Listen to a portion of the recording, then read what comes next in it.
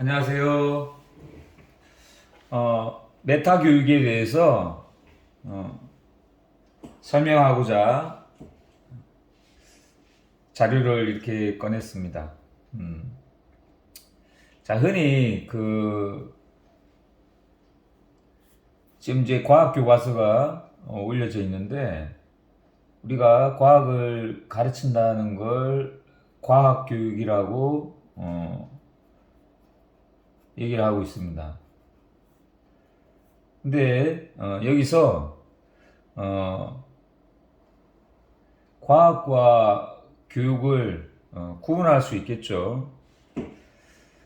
이쪽에다가 방점을 찍느냐, 교육에다가 방점을 찍느냐에 따라서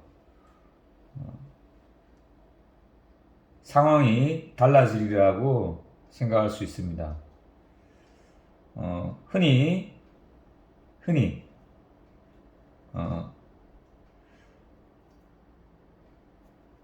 상식적인 경제에서 우리가 대체로는 이 과학에 즉 교과죠. 교과에 강조를 두고 있습니다.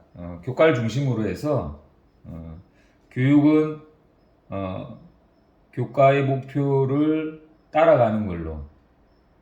그래서 과학을 가르친다. 과학을 배운다. 근데 이 가르친다, 배운다 할 때 이 교육은 과연 그 실제 내용이 뭘까? 상당히 수단적인 의미로 전락하게 됩니다. 이게 이제 흔한 상식적인 그리고 지금의 교과 교육의 모습이라고 볼 수 있습니다. 근데 이제 이 관점이 아니라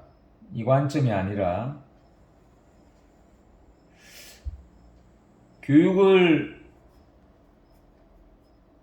중심으로 교육을 본의로 했을 때는 그 수단이 될 수 있는 게 과학이 될 수도 있고, 그쵸? 국어가 될 수도 있고, 그 다음에 국어사전이 될 수도 있는 거죠. 국어사전을 활용해서 국어사전을 교육적으로 활용한다. 그래서 교육을 본의로 했을 때 이렇게 수단이 될 수 있는 다양한 이제 이런 재료라고 볼 수 있는 걸 소재라고 볼 수 있습니다. 소재. 이제 수단으로 전락하는 거죠. 교육을 본의로 봤을 때는 아주 다양한 소재가 올 수 있을 거예요. 근데 이걸 이제 소재로 본다는 건 예전처럼 과학을 가르친다, 과학을 배운다, 이쪽 관점하고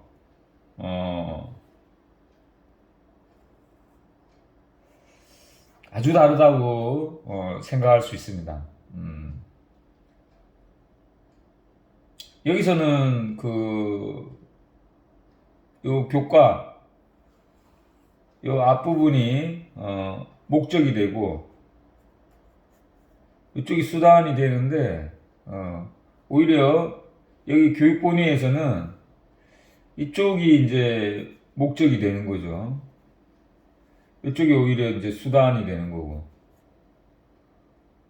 그래서 교육을 위해서 때로는 과학을 활용할 수도 있고 때로는 국어를 활용할 수도 있는 거죠. 만약에 교육을 위해서라면 저기 학생들이 과학을 별로 뭐 좋아하지 않는다.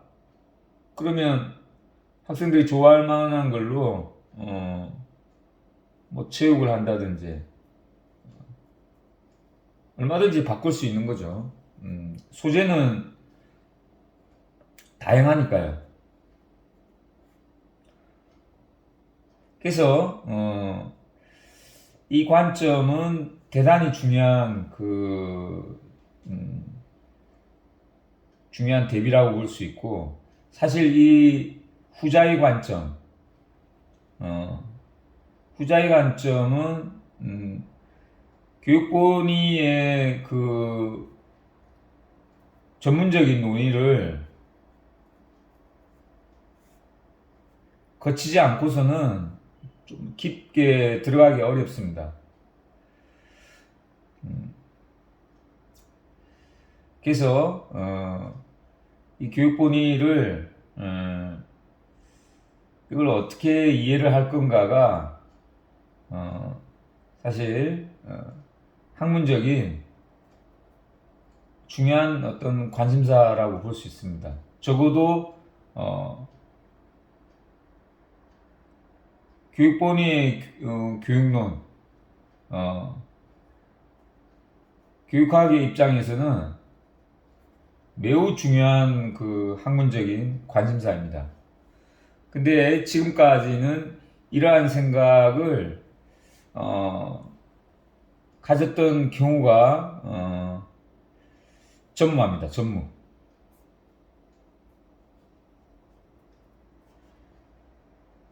어쩌면 지금 이렇게 설명하는 건 최초로 시도되는 설명일 수 있어요. 그래서 상당히 조심스럽게 접근하고자 하는데, 근데 이제 이 교육본위에서 이렇게 과학이나 뭐 다양한 교과가 소재가 된다는 건 뭐 그렇게 이론적으로 얘기를 할 수 있는데, 그 구체적인 모습은 뭐냐? 그러면 이걸 소재로 한다는 건 이전처럼 과학을 가르친다, 과학을 배운다, 그거와는 전혀 다릅니다. 그러니까 이 소재는 이러한 과목을 얘기하는 게 아니라 엄밀하게 엄밀하게 좀 들어가 볼게요. 이런 과목을 뜻하는 게 아니라 여기 과학 구체적인 여기 내용에 보면 뭐 비생물 요소는 생물에 어떤 영향을 줄까요? 예. 이걸 이제 학생들한테 가르친다. 또 학생들이 배운다. 이렇게 생각하는 건 상당히 피상적인 이해라고 볼 수 있습니다. 이 교과 내용에 대한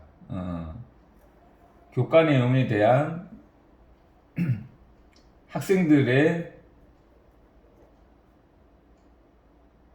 이해 수준입니다. 이 내용에 대한 비생물 요소가 뭐라고 생각하느냐, 즉 여기에 대한 구체적인 답변이 될 수 있는 거지. 내 생각은 뭐냐?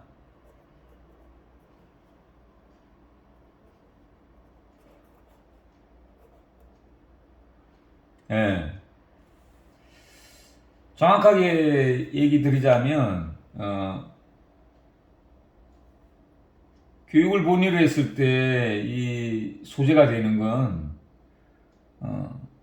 학생의 이해 수준입니다. 학생의 이해 수준. 도대체 이 학생이 얼마나 이 교과 내용을 이해하고 있는가, 그걸 얼마나 구체적으로 드러내는가. 그래서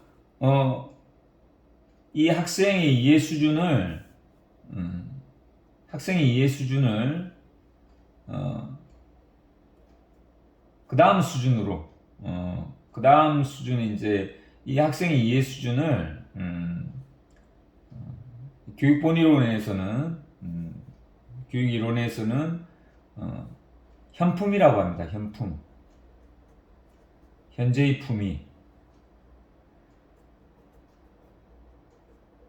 현재의 이해 수준. 현재의 품위. 근데 이걸 갖다가 단박에 그 전문가 수준으로 아니면 교사의 이해 수준으로 단박에 이렇게 가르칠 수가 없죠. 이렇게 가르친다는 건 사실 어떻게 보면 그 강제고 억지라고 볼 수 있습니다.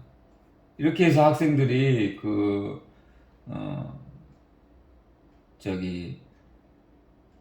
적응하는 방식은 암기라고 봐야 돼요.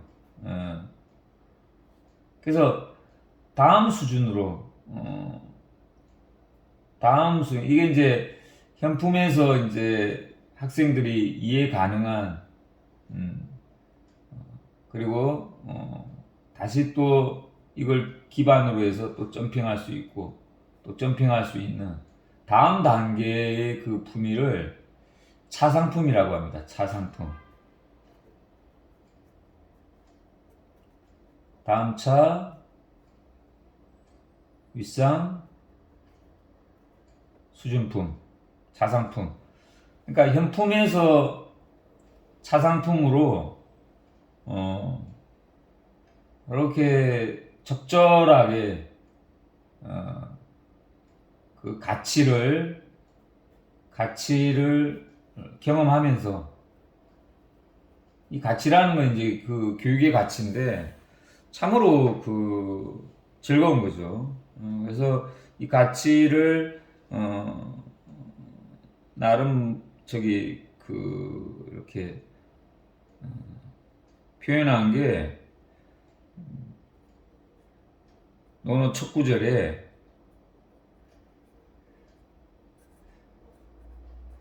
이 구절이 공자 말씀이 아닐까.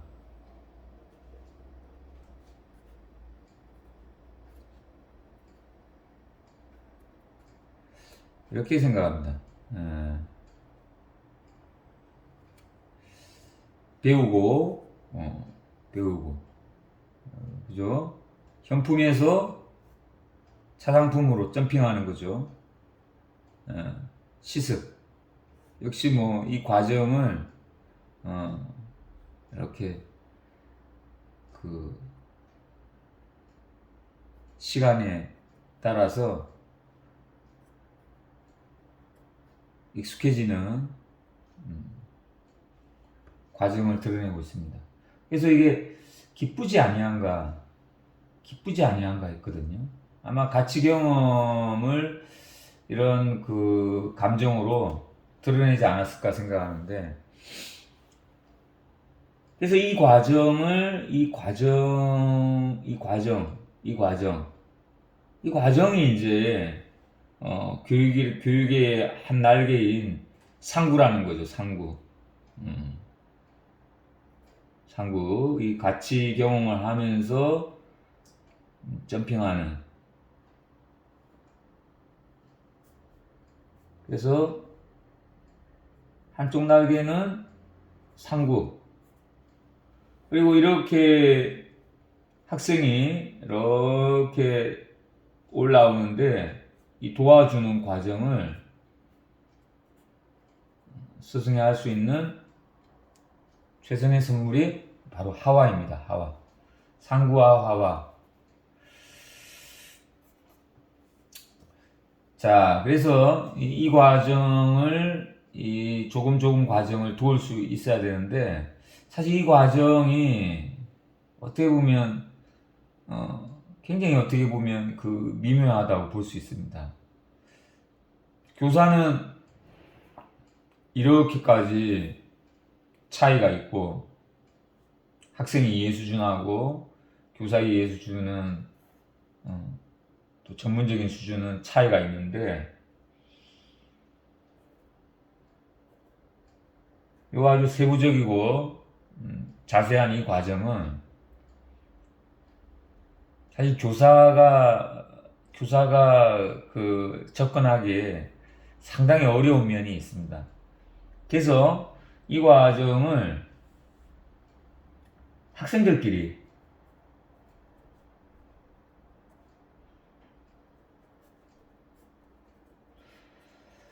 어느 정도 이제 집단이 될 수 있는 학생들의 이해 수준은 A가 이런 수준, B가 이런 수준, C는 이런 수준. 여러 수준이 있을 수 있죠. 뭐 교사는 꽤 높겠죠. 대학 교수는 훨씬 더 높겠죠. 이렇게 가정해 보는 겁니다. 이럴 때 이 과정을 누가 더 용이하게 할 수 있는가, 또 효과적으로 할 수 있는가, 또 재미있게 할 수 있는가. C를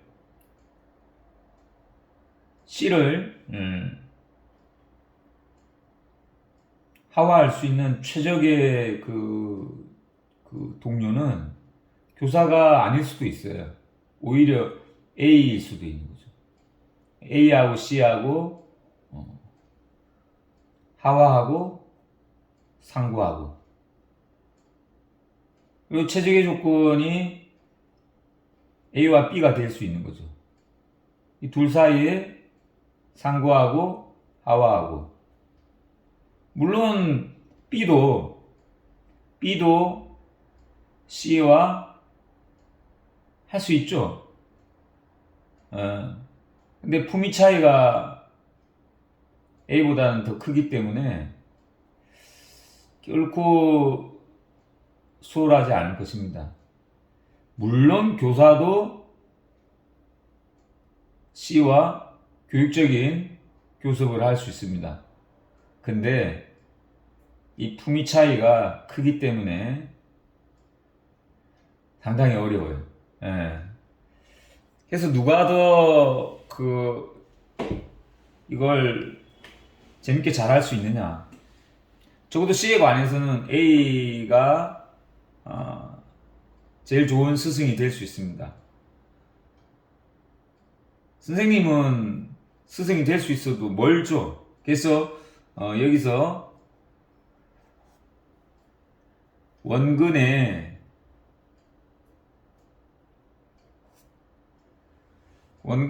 이 차이를 두고 이제 근스승, 원스승 이러한 용어를 만들어낼 수 있는 거죠. 또래 간에, 선후배 간에 이 근스승이 오히려 교육적인 환경이 아닌가 짐작해 볼 수 있고, 실제로 해보면 이 근스승 활동이 상당히 흥미롭습니다. 그러면 이제 메타 교육을 한번 생각해 볼게요. 이 메타 교육은 어떤 거냐 하면, 사실 이 교육을 한다고 하면서 지금 이 소재가 되는 걸 이렇게 얘기를 하고 있는데, 이 소재가 되는 게 두 가지가 있을 수 있어요. 크게는. 하나는 요거, 우리 교과 내용에 대한 학생의 수준이죠. 또 하나는 뭐냐면, 또 하나는 이게 굉장히 미묘한데, 교육에 대한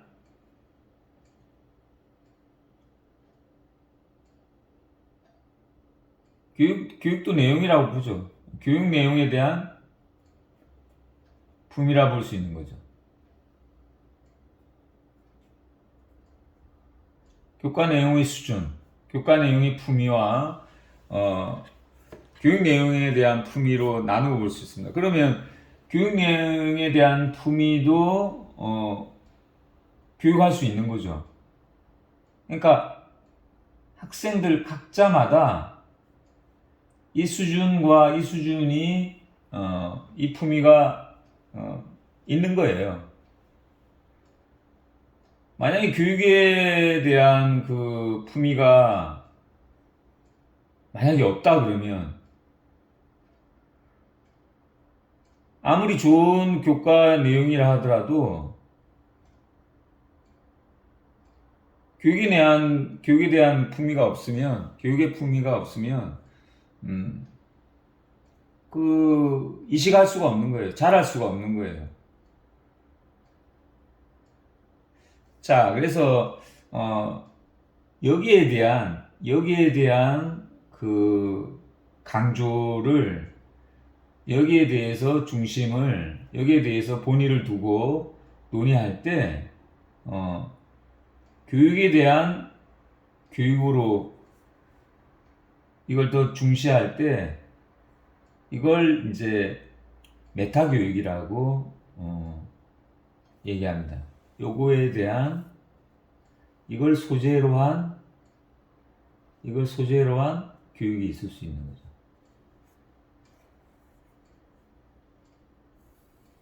요게 이제 메타 교육의 관점이에요. 그래서 이걸 잘 학생들한테 이걸 잘 할 수 있다 그러면 다른 어떤 소재도 교육적으로 접근할 수 있는 거죠. 교육적으로. 그래서 이 관점을 두고 이제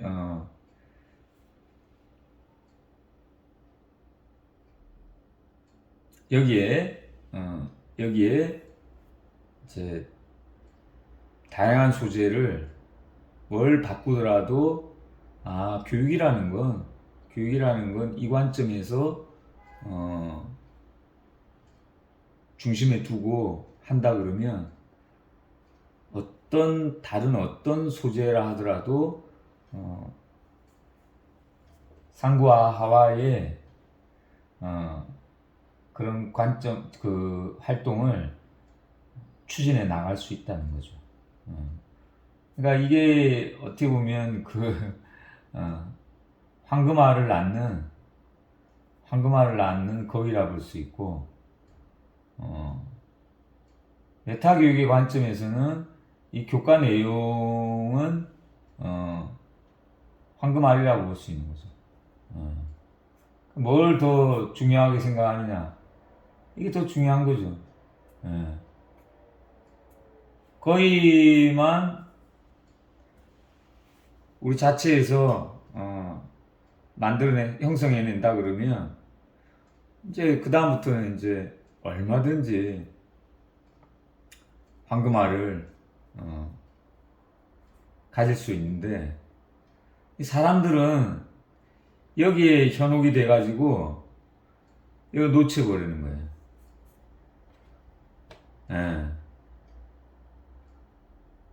근데 이제 교육학의 그 교육본위론의 관점에서는 뭐가 더 중요한가?